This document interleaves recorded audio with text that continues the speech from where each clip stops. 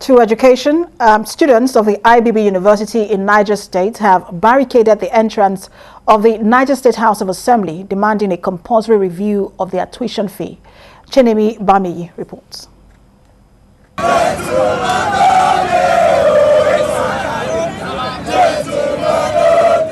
At the start of the new academic session, the IBB University School Management increased the tuition fee of the institution by 100%. Students were ready to drop out following the increase. But the student union government were not prepared to sit back and watch that happen. They took to the streets and demanded attention from the lawmakers by barricading the entrance to the chambers of the State House of Assembly.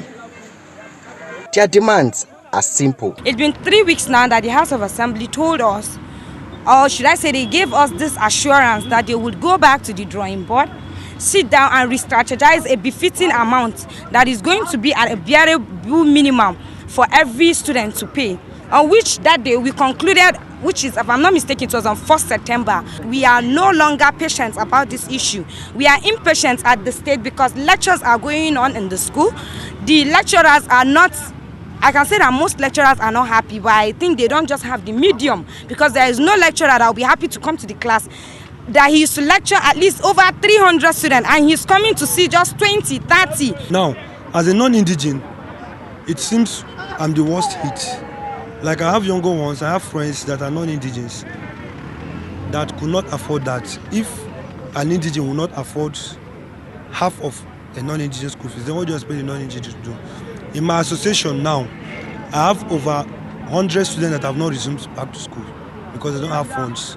Like I have over 50 students that will not resume back to school because there's no money to pay. I have a friend that is dropping out because there's no money to pay. We want the school portal to be closed for the meantime because some of the students are paying because they have no choice than to pay.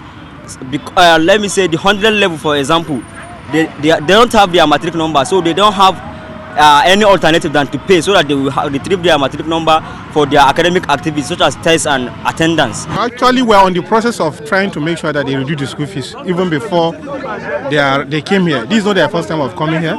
They came last time and we invited the school authority, which they say they are not of the power to make sure that the school fees is reduced. It's this executive arm of government that have the authority, which you know. Then we also invite the SSG to see how we can interfere on the issue. The reality on ground is that some of these students have dropped out of school already because of their inability to meet up with the hike in the school fees. They are also saying that there's no justification for the increment in tuition fee, that their clinics do not have drugs and the hostel is not even sufficient to accommodate them.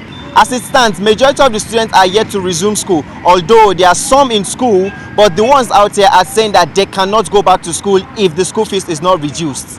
Ibrahim Babangida, TVC News, Minna.